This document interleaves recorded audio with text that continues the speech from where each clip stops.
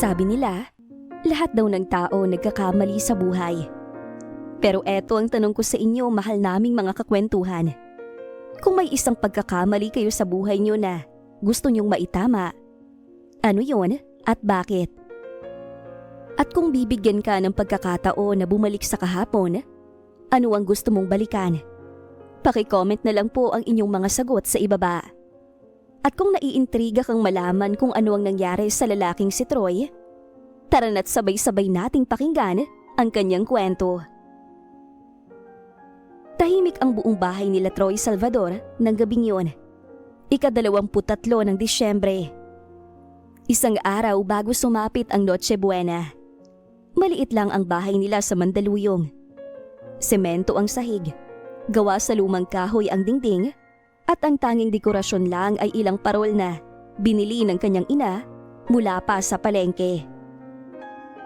Sa maliit na kusina, abala si Alicia, ang ina ni Troy.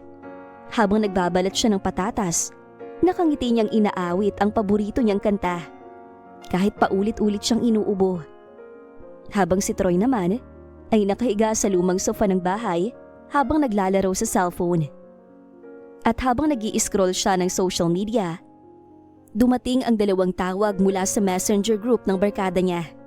Sila Harvey at Clifford. "Uy mga pare, tara dito sa bahay namin. Naganda sila mami at daddy ng food." "Wow, talaga? G, tara. Mabubusog na naman tayo nito paring Troy. May apretada ba dyan?" "Oo naman, nagluto si nanay. Natanggap na kasi ni tatay ang bonus niya. Kaya akong malilibre ng pulutan bukas sa inuman. Basta pumunta kayo ah. Alam nyo naman sasama ang ating mga chika babe." "Sandali pre, nasa bahay pa ako eh. Nagluluto si mama. Tsaka bukas, di ako sure kasi may Noche Buena pa bukas. Hindi ko alam kung..." "Ay nako Troy, lagi mo na lang kasama nanay mo. Isang gabi lang naman to eh. Ayaw mo ba magsaya?" "Oo nga, 18 na tayo bro. Hindi ka na bata. Wala namang mawawala kung aalis ka sandali eh." "Kung ayaw mo, sayang naman. Andito si Ira oh. Hinahanap ka?" Napatigil naman si Troy nang marinig niya ang pangalan ng long-time crush niya na si Ira. Hindi na nga siya nakapagpigil pa sa nararamdaman niya. Sige, papunta na ako." Napangiti saglit si Troy. Ngunit bago siya makaalis, lumabas si Alicia mula sa kusina at mabagal ang lakad nito dahil sumasakit ang tuhod niya sa katandaan at pagod na rin. "O anak, luto na ang hapunan. Aalis ka na naman ba?" "Opo ma, inibitahan po kasi ako eh." "Puputang ka na naman ba sa barkada mo?" "Ma, isang oras lang naman. Babalik din ako eh." "O siya, sige. Basta bukas dito tayo maghapunan ha. Noche Buena bukas. Pagluluto ko ng spaghetti, yung paborito mo." "Oo na, sige na. Alis na po ako." Lumabas si Troy ng bahay habang napabuntong naman si Alicia na nakatingin sa kanya. Madalas na kasi ang pag-alis niya, kaya nalulungkot ang ina dahil hindi na niya ito nakakasama palagi. Kaya namimiss niyang kasabayang kumain ng anak. Tumulo naman ang luha sa pisngi ng ina. "Ingat ka sana anak, paaga ka sanang umuwi." Sumakay na ng tricycle si Troy. Dala ang malamig na hangin ng Disyembre na humahampas sa pisngi niya. Habang umaandar ang tricycle papunta sa bahay nila Harvey, hindi mawala sa isip niya ang sinabi ng nanay niya. Pero mas malakas pa rin ang pagnanais niyang makasama ang barkada. Lalo na't andoon si Ira. At oo, may pagkain. Siguro, mas makukumbinsi pa niya ako kung kasama lang namin si tatay. Kung kumpleto lang sana kami. Pero pinagkait niya sa akin yun eh. Hay, mas masaya pa kasama sila Harvey. Pagkababa niya, naglakad siya papunta sa gate ng bahay nila Harvey. Napansin niya kaagad ang isang motor na bagong parka. At sa tabi nito, si Clifford na nag-aayos pa ng helmet. "Uy pre, sakto dating mo ah. Sabay na tayo. Baka ubos na yung apretada ko." Pagpasok pa lang ni Troy sa bahay nila Harvey kasama si Clifford, Agad silang sinalubong ng masarap na amoy ng afritada at tawanan mula sa loob ng kusina. Halatang masaya ang lahat sa loob, kaya medyo na-excite din si Troy kahit papaano. Oh, nandiyan na pala kayo. Tagal niyo ah. Halika na, kayo na lang ang hinihintay namin para magsimula. Pre, huwag ka maingay. Nakakahiya sa mga bisita niyo. Ay naku Clifford, halika dito. Kumuha ka agad. Ayan o, paborito mo. Sinasadya ko talaga yan dahil alam kong darating ka. Oh, Troy, iho. Huwag kang mahiyang kumuha. Dito, libre ang lahat. Pati take-home kung gusto mo. Naupo silang magkakaibigan habang inaabot ng nani ni Harvey ang mga pagkain. Si Clifford, halos puno na agad ang plato. Si Harvey naman, panay ang kwento. Ang tatay ni Harvey panay ang biro. Silang lahat, masaya. Maliban kay Troy, na biglaang natahimik habang kumakain. Troy, uy, ano ba? Kanina ka pa dyan. Hindi man lang tumatawa sa jokes namin. Ano bang iniisip mo? Wala pare. Nakikinig lang ako pre. Hindi ka nakikinig eh. Para kang iniwan ng jowa dyan. Ano bang meron? Gutom ka pa? Gusto mo ng afritada? Oh, dagdag pa oh. Hindi, okay lang ako. Busog naman ako. Alam ko na, si Ira ang hinahanap mo no. Umalis eh, kanina nandito yun eh. May emergency daw sa bahay nila. Kaya naman pala eh. Hayaan mo pare, bukas naman sasama si Ira sa outing natin. Bibigyan namin kayo ng baby time. Huwag kang mag-alala. Sus, kayo talaga. Sa totoo lang, hindi lang kasi yan ang iniisip ni Troy, kundi ang nakikita niya sa harapan niya. Ang mga magulang ni Harvey na nandyan para sa kaibigan niya. Isang kumpletong pamilya, kaya hindi niya maiwasang makaramdam ng inggit. Pero ayaw niya itong aminin dahil nahihiya siya. Iho, okay ka lang ba? May gusto ka pa bang kainin? Okay lang po ko tita. Salamat nga po pala sa pagtanggap sa amin. Masarap po talaga yung luto niyo. Aba, syempre naman. Kahit si Clifford halos araw-araw gusto kumain dito. Syempre, the best kayo eh. Parang pamilya ko na ho kayo. Oo nga nay, tay. Si Clifford parang anak nyo na rin. Baka bukas, dito na tumira yan. Pati na din si Troy. Sa mga birong yun, biglang sumikip ang dibdib ni Troy. Pinagmasdan niya ang tatlo. Si Harvey at ang mga magulang na parang laging buo ang araw. Dahilan para maalala niya na sa buong buhay niya, hindi niya man lang nakasalo sa mesa ang sariling ama. Hindi niya maalala kahit isang beses na pinagsabihan siyang kumain ka ng marami anak, galing sa ama. At ang nanay niya, kahit anong tanong niya tungkol sa tatay niya, puro pag-iwas at puro pangalan lang na walang apelido. Troy, sure ka talaga? Ibang aura mo pre, parang ang lalim ng iniisip mo. Wala nga pre, promise.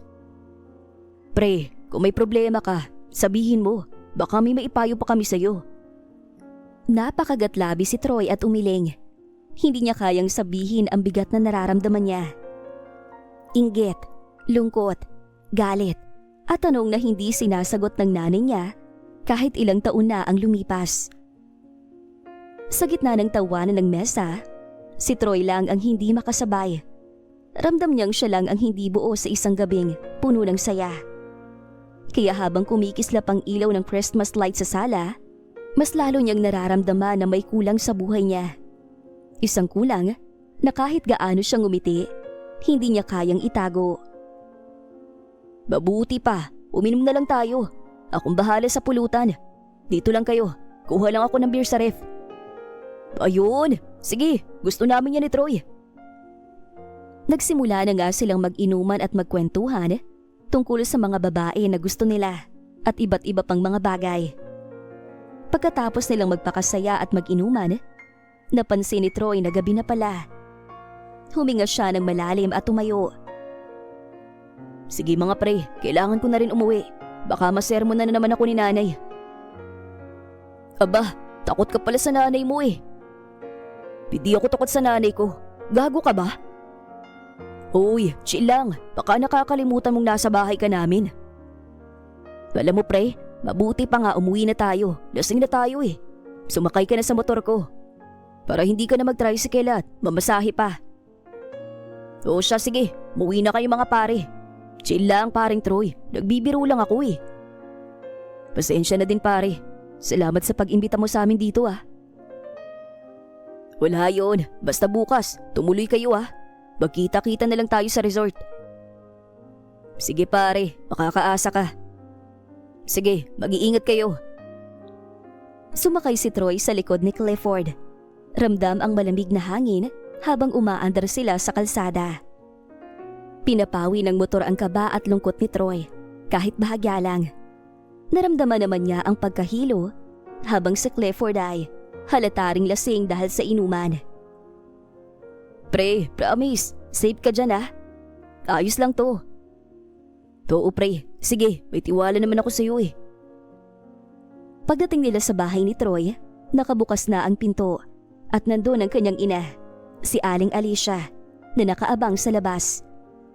Kitang-kita sa mukha niya ang pag-aalala at galit nang makita si Troy na sumakay sa motor kasama si Clifford. Halata kasi niyang lasing ang dalawa. Troy, lasing ka bang bata ka? Ano naman punay kung lasing ako? At least umuwi ako dito, di ba? Hindi kita pinalaking lasinggero, Troy. At bakit ka sumakay sa motor ng kaibigan mo? Hindi mo ba naisip na pwede kayong madisgrasya sa daan? Ang OA nyo naman, Nay. Nandito na nga ako, nakauwi ng ligtas at buhay. Kung ano-ano pang pinagsasasabi nyo. Bakit ka ba nagkakaganyan, Troy? Nagkulang ba ako sa pagpapalaki sa'yo? Puro ka nilang barkada. Napapadalas ang pag-uwi mo ng lasing. Ano bang kasalanan ko sa'yo, anak? Nagkulang ba ako? Ano ba sa tingin nyo? Hindi po ba nyo naisip na gusto ko ring makasama ang mga kaibigan ko? Paano naman ako na nanay mo, Troy? Kailangan din kita. Kailangan ko ang oras mo. Gusto kitang makasama, anak. Huwag nga po kayo magdrama, Nay. Puro ka drama eh. Kung ako nga okay na sa akin na, hindi nyo ipakilala sa akin ang tatay ko. Kahit buong pangalan, pinagkait nyo. Nagdadrama ba ako ha? Nakakapagod ka na, Nay. Ayoko na maging anak nyo. Napahinto si Aling Alicia. Halatang nasaktan sa sinabi ni Troy. Ngunit sa puso niya, gusto rin niyang protektahan ng anak niya. Ang hindi kasi alam ni Troy, bunga siya ng isang krimen na ginawa ng tatay niya sa nanay niya. Pero itinago ito ng nanay niya dahil ayaw ng nanay niya na maramdaman niyang bunga siya ng isang kasalanan. Troy, hindi ko lang alam kung paano ko sasabihin sa'yo. Hindi mo dapat malaman pa, anak. Ganyan ka naman palagi eh. Baala kayo sa buhay niyo. Padabog na pumasok si Troy sa kwarto. Kasabay ng pagsara ng marahas sa pinto. Hanggang sa inabot na ng kinabukasan, hindi pa rin niya iniimika ng kanyang ina. Pagpatak ng 4:00 ng hapon, amoy paluto na ang espageti sa kusina. Habang si Troy naman ay tahimik lang sa kwarto. Ngunit abala sa pag-aayos ng bag, tuwalya, extra shirt at pantalon. Alam niyang hindi papayag ang nanay niya. Pero hindi siya magpapapigil rito. Lalo na't hindi niya ito iniimikan pagkatapos ng naging sagutan nila kagabi. Lumabas siya sa kwarto, bitbit ang bag. Pero nasalubong niya kaagad ang ina sa may pinto ng sala. Anak, saan ka pupunta? Daalis na ako. Pupunta kami sa resort ni na Harvey. Ano?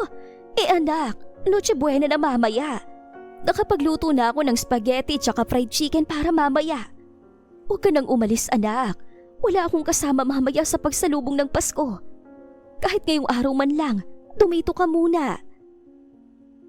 Naman, hindi pwedeng hindi ako pupunta. Nangako na ako sa mga kaibigan ko na mag-outing kami magbabarkada. Pwede ba? Huwag niyo akong kontrolin. Troy, anak, talaga bang iiwanan mo si nanay? Hindi pa man nakakasagot si Troy sa tanong ng ina niya. Biglang bumulaga ang malakas na busina ng motor ni Clifford mula sa labas ng maliit nilang bahay. Parang nabingi ang buong sala. Napalingon si Troy at mabilis nagbago ang ekspresyon niya. Hindi nagalit, hindi na nalulungkot, kundi excitement. Troy, bilisan mo na! Malilita tayo sa resort! Wala nang pasakalye, wala nang paliwanag. Dinampot agad ni Troy ang bag niya at walang sabi-sabing dumiretso palabas. Troy anak! Sandali anak! Kausapin mo naman ako! Troy!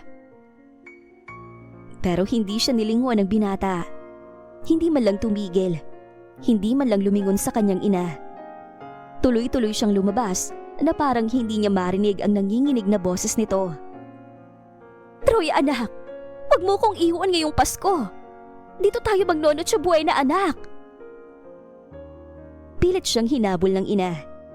Ngunit nang sumakay na si Troy sa motor, biglang umarangkada si Clifford na para bang may hinahabol. Si Alicia naiwan sa pintuan at napaiyak na lang dahil walang magawa. Pagkarating nila sa resort, una niyang nakita si Ira na naka-white crop top at denim shorts. Napatigil saglit ang puso niya nang makita niya itong mas lalo itong umiti at kumaway sa kanya. Hey, Troy! Akala ko hindi ka tutuloy. Aba, hindi naman pwede yun. Marunong akong tumupad sa usapan, oh. Di ba mga pare? Yan ang gusto ko sa iyo eh. Di nagpapakontrol sa nanay mo. Dapat lang na hindi niya ako kontrolin. Hindi nga ako nagrereklamo na hanggang ngayon hindi niya kayang sabihin sa akin kung sino ang tatay ko at kung nasan siya. Ibig mong sabihin, hindi mo pa kilala ang tatay mo? Oo, hindi ko siya nakita mula pagkabata ko. Kahit buong pangalan ay, hindi ko alam. Hindi ko alam kung bakit pinagkakait yun ni mama sa akin. Baka naman may malalim na dahilan siya. Pare, halina kayo dito. Simulan na ang inuman. Mamaya ng baby time. Panira talaga tong si Clifford, oh. Halika nga, Troy, para masimulan ang inuman. Inom na kasi sila, oh.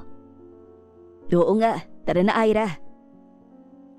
Lumapit na nga silang dalawa at nagsimula na ang inuman ng magkakaibigan.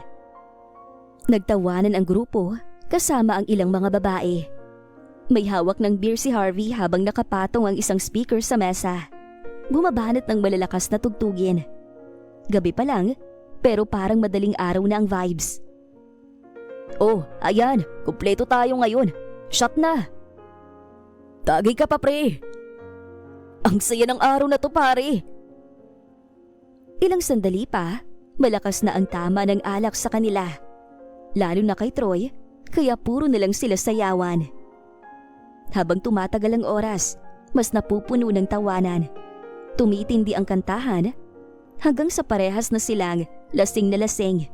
At bandang 3:00 ng madaling araw, nagising sila at nakapagpasya na umuwi. Kaya mo pa ba mag-drive pare? Oo naman pre, no problem. Ako pa ba? Magaling naman na driver tong si paring Clifford eh. Sure akong kaya niya pare. Troy, text mo ko pagka uwi mo ha? Oo, sige Ira. Pre, tara na. Sige pare. Mag-iingat kayo mga pare. Muling sumakay si Troy sa motor ni Clifford. Ang hangin, sobrang lamig. Para bang nanlalamig din ang katawan at puso niya. Nang umaandar ang motor, napapikit siya sa sobrang bilis ng takbo ni Troy. Pre, relax ka lang. Safe to. Oo na, may tiwala naman ako. Pero sa totoo lang, hindi niya naramdaman ang salitang tiwala na binitawan niya. Dahil habang tumatakbo sila sa madilim na highway, maririnig mo ang malakas na ugong ng motor at ang bahagyang pagwobol sa gulong.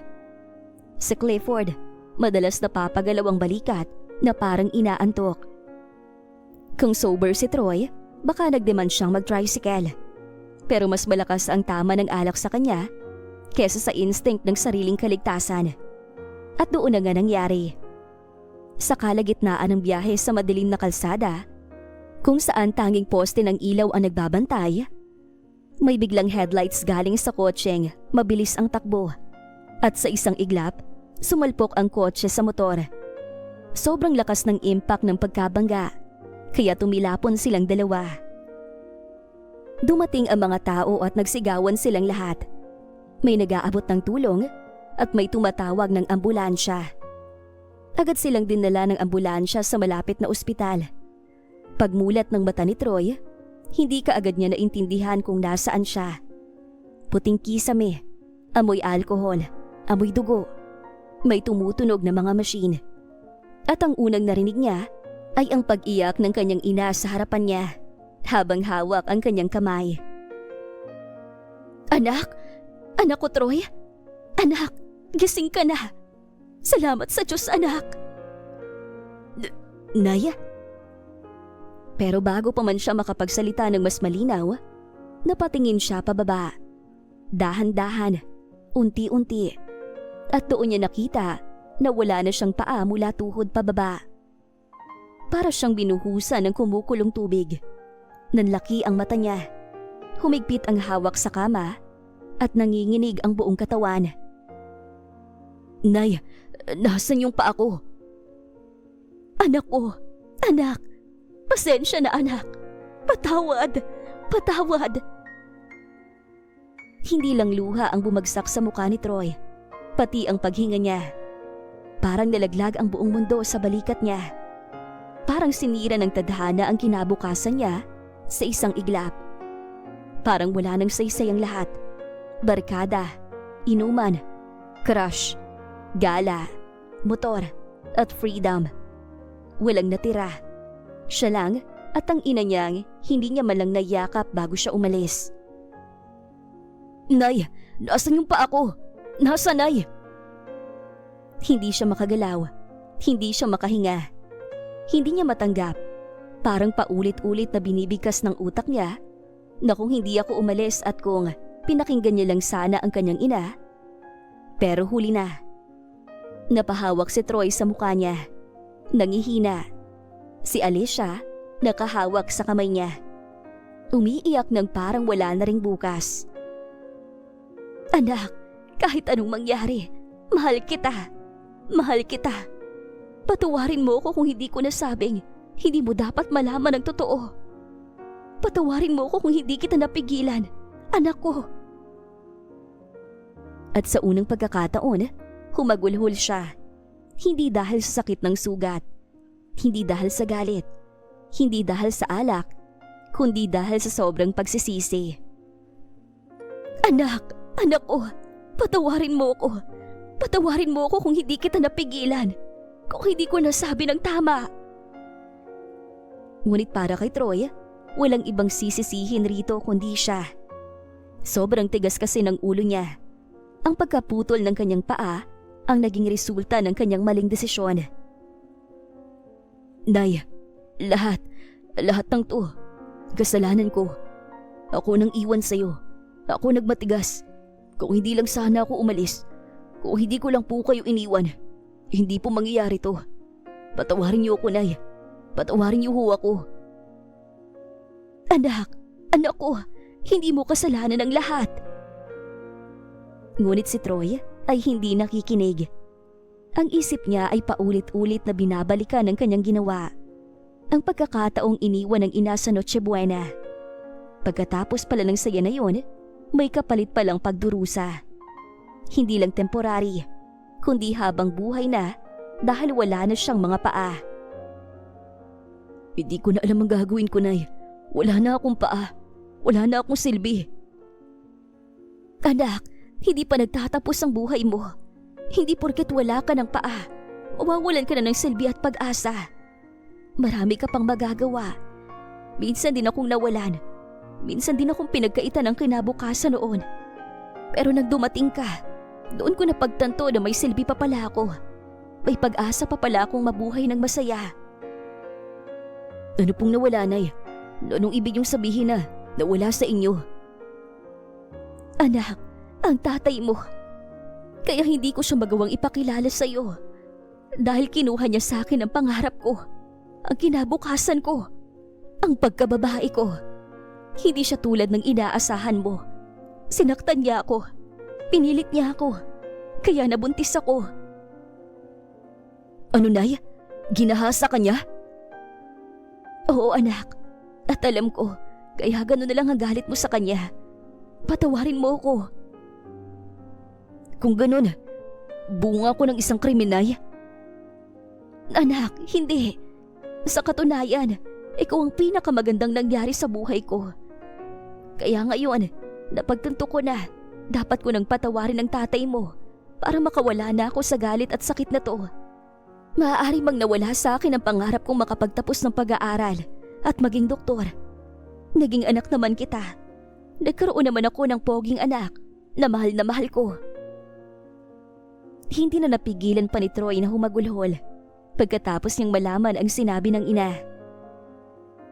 Nasaan po si tatay, Nay? Wala na ang tatay mo, anak. Patay na siya. Siya si Edward Medina. 1 taon na din mula nang mawala siya, anak. Patawarin mo ako. Masakit man sa akin na tinago niyang totoo, Nay. Naiintindihan ko naman kayo. Hindi din pala madalang ginawa ni tatay sa inyo. Salamat po, Nay, dahil kahit ako naging bunga nun, binuhay niyo pa rin ako. Siyempre, anak kita at mahal na mahal kita. Paglipas ng mga araw, unti-unti nang nakakabangon si Troy mula sa pisikal at emosyonal na sugat na iniwan ng trahedya.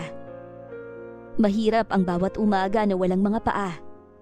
Ngunit sa tulong ng kanyang ina, ay nagiging magaan ang lahat kahit papaano. Unti-unti din niyang pinapatawad ang kanyang sarili pagkatapos ng napakalaking pagkakamaling na gawa niya sa buhay niya. At hanggang dito na lang ang maganda nating istoryang ito. Maraming salamat mga kakwentuhan! Huwag niyong kalimutang mag-like at subscribe at pindutin na rin ang notification bell para lagi kayong updated sa ating kwentuhan. Hanggang sa muli, paalam!